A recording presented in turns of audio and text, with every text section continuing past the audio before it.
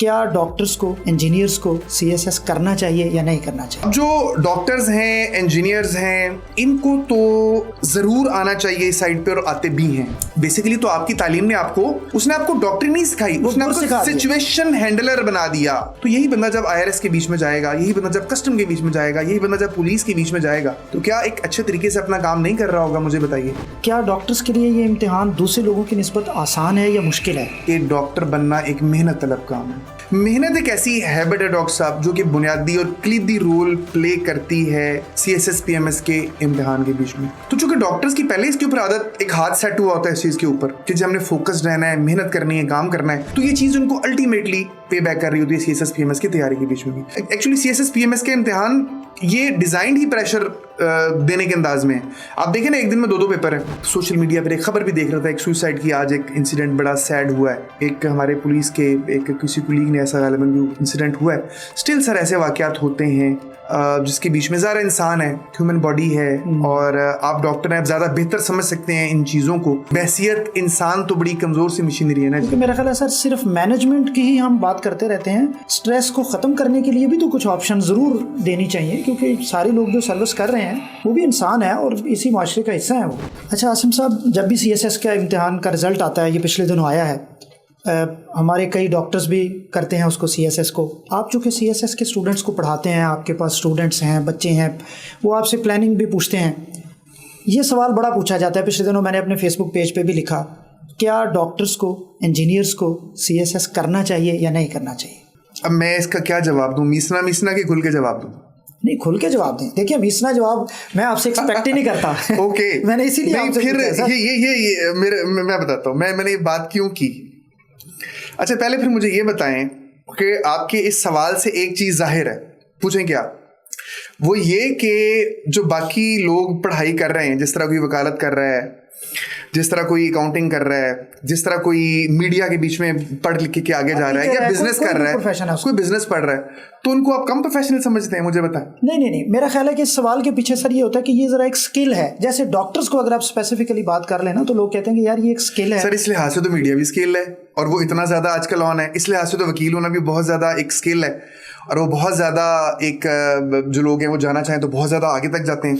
वकील जितने पैसे कमाता होते हैं तो पैसे कोई नहीं कमा रहा, लेकिन अकाउंटेंसी भी तो है। कहते हैं ना कि एक डॉक्टर पे हुकूमत का खर्चा बहुत ज़्यादा आ जाता है। खर्चा तो सब पे होता है। मेडिकल कॉलेज में जब हुकूमत उनको पढ़ाती है, 5 साल वो रहता है सरकारी मेडिकल कॉलेज में खासकर, और अगर प्राइवेट में जाता है तो चलिए इसके जवाब के ऊपर आ जाते हैं, आप छेड़ा छाड़ी बंद कर देते हैं। जी हाँ, बताएं। अच्छा, उसके लिए सर ऐसा है कि ज़रूर आना चाहिए। मतलब पहली बात तो ये है, देखें, ये 2 चीज़ें टोटली अलहदा हैं। हमारी जो तालीम है, जो हम पढ़ के आते हैं, जितने भी लोग पढ़ते हैं, ख्वाब किसी ने डॉक्टरी पढ़ी, डिग्री जो भी डिग्री, किसी ने डॉक्टरी ली वो यहाँ तक ले आई, किसी ने इंजीनियरिंग ली वो उसको यहाँ तक ले आया, किसी ने मीडिया पढ़ा वो भी उसको यहाँ तक ले आया, किसी ने वकालत पढ़ी वो यहाँ तक, एक ज़िंदगी के एक लेवल तक है जो एजुकेशन उन्होंने हासिल की। अब आगे जो प्रोफेशन है वो एक टोटली नई चीज़ है जो कि अलहदा भी हो सकता है और मुताबिकत रखता हुआ भी हो सकता है, और बहुत सारी जगहों पर ऐसा होता है। अब जो डॉक्टर्स हैं, इंजीनियर्स हैं, इनको तो ज़रूर आना चाहिए इस साइड पे, और आते भी हैं। वो इसलिए कि हमारी जो ओवरऑल यूँ समझ लीजिए कि एकेडमिक जो हमारा एक सिनेरियो है, जिस तरह का निज़ाम तालीम है, उसमें ये क्रीम है, टॉपर्स हैं, ऐसे ही है ना? बिल्कुल। कि जो ब्राइट स्टूडेंट्स हैं, वो जो ब्राइट स्टूडेंट्स थे, उन्हें डॉक्टरी में दाखिला मिल गया, उनको इंजीनियरिंग में दाखिला मिल गया, और अपनी फील्ड के बीच में आ गए। अब ये जो ब्राइट माइंड्स हैं, जिन्होंने पाकिस्तान के निज़ाम तालीम में पढ़ा, और जो ब्राइट माइंड्स हैं, और जिनके ऊपर एक सर्टिफाइड ब्राइट माइंड्स हैं, उनको अच्छी जगहों से उन्होंने तालीम भी हासिल की, उनको उन जगहों पे ज़रूर आना चाहिए जो जगह पाकिस्तान की तरक्की में सबसे कलीदी किरदार अदा कर सकती है। ओके। एक डॉक्टर, अगर हम इस चीज़ को ले लें कि वो काबिल तरीन आदमियों में एक है, मैं ले रहा हूँ।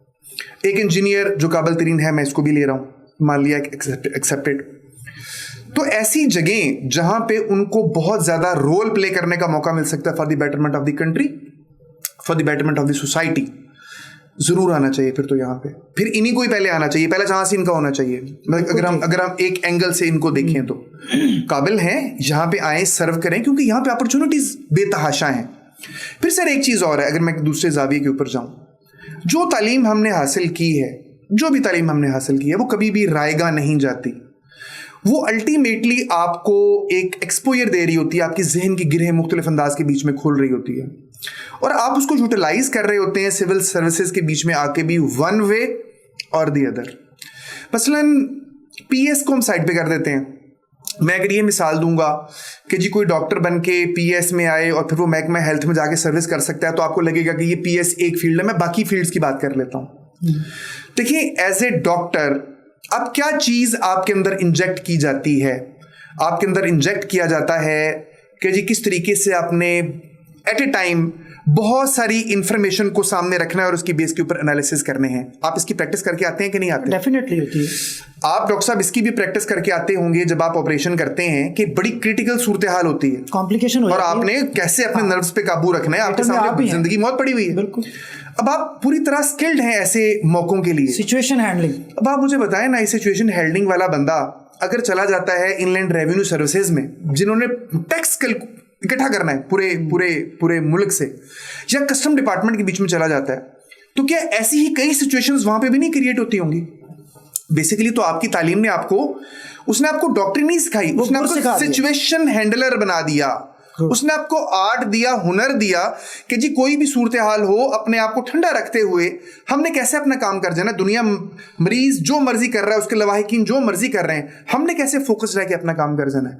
तो यही बंदा जब IRS के बीच में जाएगा, यही बंदा जब कस्टम के बीच में जाएगा, यही बंदा जब पुलिस के बीच में जाएगा, तो क्या एक अच्छे तरीके से अपना काम नहीं कर रहा होगा? मुझे बताइए।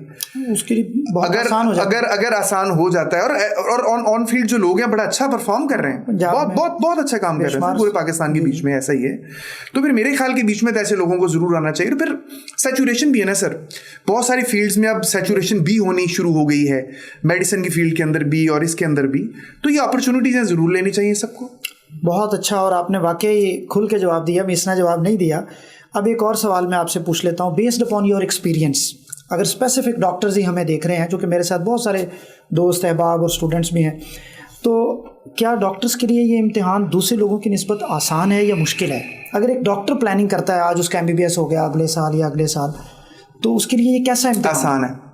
आसान है, और इस तरह आसान है। मैं गुजारिश करता हूँ, मेरी डॉक्टर्स के हवाले से जो परसेप्शन है ना, वो परसेप्शन ये है कि डॉक्टर बनना एक मेहनत तलब काम है, आसान नहीं है। ये कोई प्लेट में पड़ी हुई चीज़ नहीं है। ये ऐसा नहीं है कि आपने इम्तिहान वाले दिनों में किताबें खोल ली तो आप पढ़ के पेपर दे देंगे और पास हो जाएंगे। मैंने अब तक जितने डॉक्टर मेरी फैमिली में भी हैं देखे, मैंने उनको किताबों पर मेहनत करते हुए देखा है।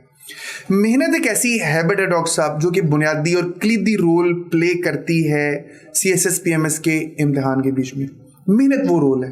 तो चूंकि डॉक्टर्स की पहले इसके ऊपर आदत, एक हाथ सेट हुआ होता है इस चीज़ के ऊपर कि जब हमने फोकस्ड रहना है, मेहनत करनी है, काम करना है, तो ये चीज़ उनको अल्टीमेटली पे बैक कर रही होती है CSS PMS की तैयारी के बीच में भी। तो मेरा अपना मानना ये है कि जो डॉक्टर्स हैं, जो इंजीनियर्स हैं, आपने डॉक्टर का पूछा तो पर्टिकुलरली मैं डॉक्टर से कहता हूँ कि चूंकि वो बड़े एक मुश्किल सफ़र करके आए हुए होते हैं, तो उनके लिए रिलेटिवली ये ऐसे ही है कि कोई बंदा अगर गिलगित बल्तिस्तान की पहाड़ियों पर ड्राइविंग करता कराता आ जाए तो फिर कलर कहार की पहाड़ियों पे उसको रिलेटिवली आसान है, वो करके आया है, वो सारा कुछ उसने देखा हुआ है, उसके लिए आसान है, वो इजीली चला के ले आता है। ऐसे एक TV प्रोग्राम है, उसमें सुहेल अहमद अजीज़ी साहब एक ब्यूरोक्रेट बन के आते हैं, और उनसे मेज़बान ने जब पूछा कि भाई आप बड़े बैठे हुए हैं ठाट में, तो वो कहते हैं यार ये CSS का मतलब है चढ़ सूली सोने। ये CSS का वो मतलब नहीं है जो आप लोग समझते हैं कि सेंट्रल सुपीरियर सर्विसेज।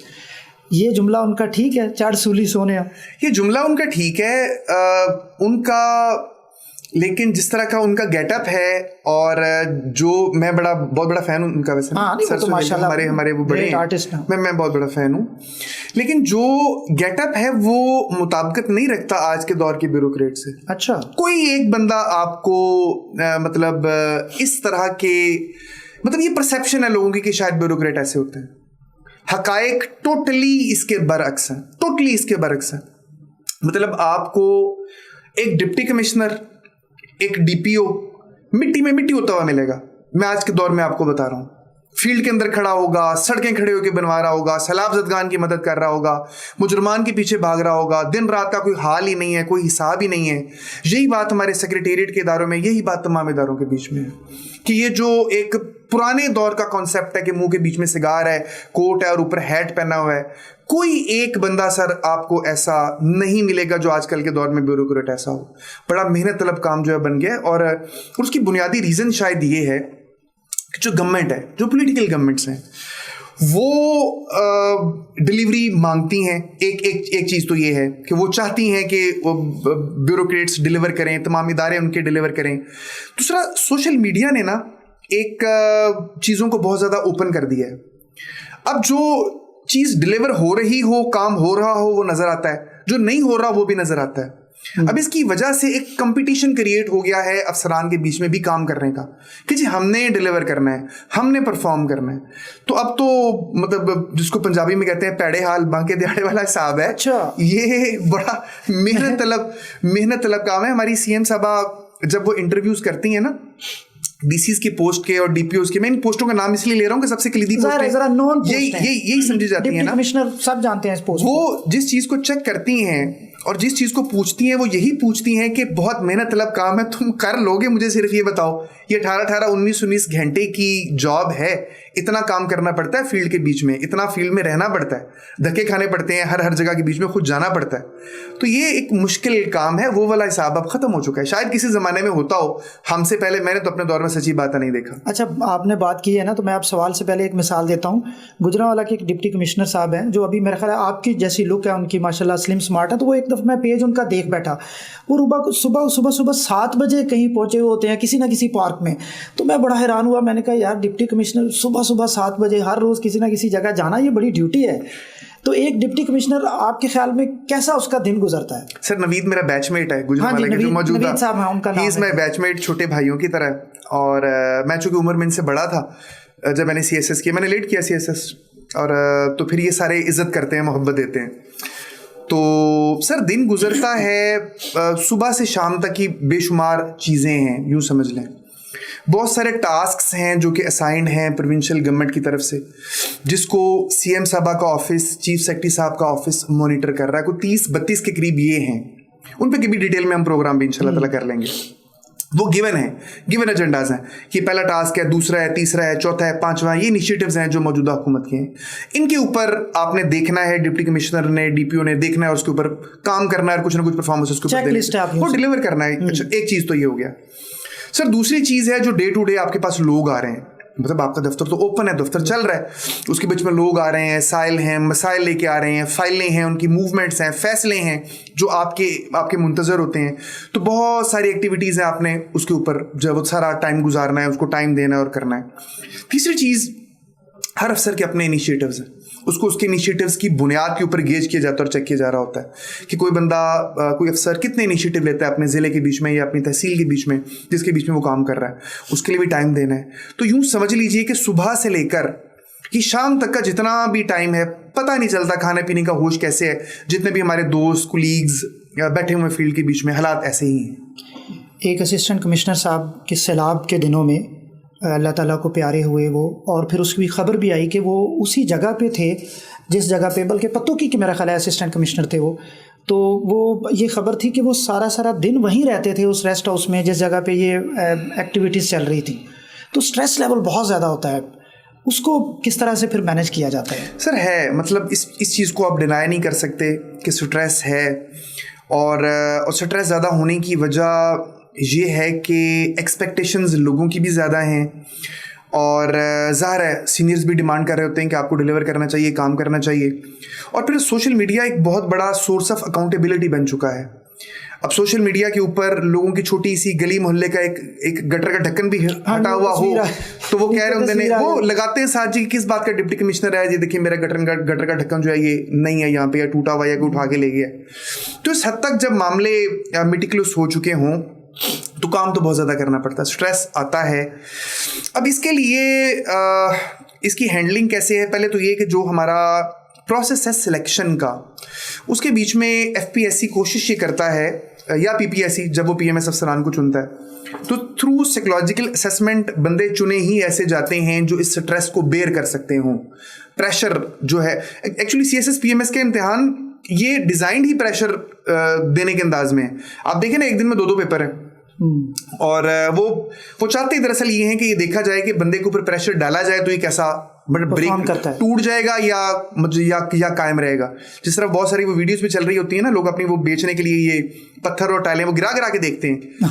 कोई ये देखें जी प्रेशर बर्दाश्त कर रहा है, कोई अपने फोम के ऊपर से ट्रैक्टर गुजार रहा होता है। तो ये चीजें हो चुकी होती हैं इम्तिहान में कुछ हद तक। फिर उसके बाद में कुछ रोल प्ले कर देते हैं ट्रेनिंग एकेडमीज भी, वो भी एक आपको प्रैक्टिस दे रही होती हैं, आपको सिखा रही होती हैं। फिर कुछ प्रैक्टिस हो जाती है ऑन फील्ड आकर भी। एक इंसान जब उसी आग में बार बार जाता है तो वो आस्ता आस्ता वो मिट्टी जो है उसकी पक्की हो जाती है। लेकिन इसके बावजूद भी मैं और आप जब बैठ के भी बात कर रहे हैं, तो मैं गुफ्तगू से पहले एक सोशल मीडिया पर एक खबर भी देख रहा था, एक सुसाइड की आज एक इंसिडेंट बड़ा सैड हुआ है। अच्छा। तो मैं उस पर बात नहीं भी करता, बज़ाहिर तो कन्फर्म ही है क्योंकि जो मुझे न्यूज़ मैंने थोड़ी सी देखी थी, एक हमारे पुलिस के एक किसी कुलीग ने ऐसा गालिबन इंसिडेंट हुआ है। स्टिल सर ऐसे वाक़यात होते हैं जिसके बीच में ज़्यादा इंसान है, ह्यूमन बॉडी है, और आप डॉक्टर हैं, आप ज़्यादा बेहतर समझ सकते हैं इन चीज़ों को कि इंसान बहसियत इंसान तो बड़ी कमज़ोर सी मशीनरी है ना जी। मेरा ख्याल है सर सिर्फ मैनेजमेंट की ही हम बात करते रहते हैं, स्ट्रेस को ख़त्म करने के लिए भी तो कुछ ऑप्शन ज़रूर देनी चाहिए, क्योंकि सारे लोग जो सर्विस कर रहे हैं वो भी इंसान है और इसी माशरे का हिस्सा है वो। Very very true. और उसके बीच में मैं शायद उसके बीच में मैं इसके जो हमारी सोसाइटी है, शायद मैं ये उनसे भी एक रिक्वेस्ट करूं कि आप लोग जो हैं मतलब ब्यूरोक्रेट्स को मतलब क्या समझते हैं कि वो क्या करें, एक डिप्टी कमिश्नर क्या करे कि एक बटन दबाए और सारा कुछ ठीक हो जाए। मसलन हमारी आवाम क्या चाहती है कि जी हम लाइन में भी नहीं लगेंगे, हम ट्रैफिक सिग्नल्स को भी फॉलो नहीं करेंगे, और हमारी अगर सड़क कोई बनाएगा तो हम खुद सरिया भी उसके ऊपर लेके जाएंगे ताकि वो सड़क टूट जाए। लेकिन जब टूट जाएगी तो फिर हम उसकी तस्वीरें लगा के दिखाएंगे, जी देखो ऐसा सड़क टूट गई है। अभी थोड़ी भी तो आवाम नहीं है ना सर। तो फिर उनसे भी रिक्वेस्ट है कि ब्यूरोक्रेट्स को भी समझा जाए कि वो इंसान ही है, ज़ाहिर है उनकी भी एक लिमिट्स हैं, ह्यूमन लिमिट्स जिन्हें कहा जाता है, उससे बियॉन्ड तो ज़ाहिर है वो भी नहीं जा सकते। आज़म साहब, आपने बड़ी अच्छी तरीके से ये चीज़ें एक्सप्लेन की हैं। एक सवाल मेरे जहन में बार बार आ रहा है तो मैं वो पूछ लूँ आपसे। इस वक्त बड़ा ये कहा भी गया, लिखा भी गया, हमारे 1-2 दोस्तों ने लिखा भी कि ब्यूरोक्रेट्स अब सोशल मीडिया बहुत यूज़ कर रहे हैं, टिकटॉक यूज़ कर रहे हैं। करना चाहिए या नहीं करना चाहिए, एक तो ये बता दें और खुल के बता दें, और दूसरा अगर करना चाहिए तो इसकी क्या अफादियत है। अच्छा, अब इसके बीच में भी मतलब social media is part of life now. वो तो है, जाहिर है सोशल मीडिया आपकी ज़िंदगी का पार्ट है। सोशल मीडिया ने प्रिंट मीडिया को साइड पे कर दिया, सोशल मीडिया ने साइड पे कर दिया इलेक्ट्रॉनिक मीडिया को भी बहुत हद तक। तो अब घूम फिर के रह गया तो एक सोर्स यही रह गया। तो इसका मतलब ये है कि लोगों ने सोशल मीडिया को यूज़ तो करना ही करना है। अच्छा, दूसरी चीज़ ये कि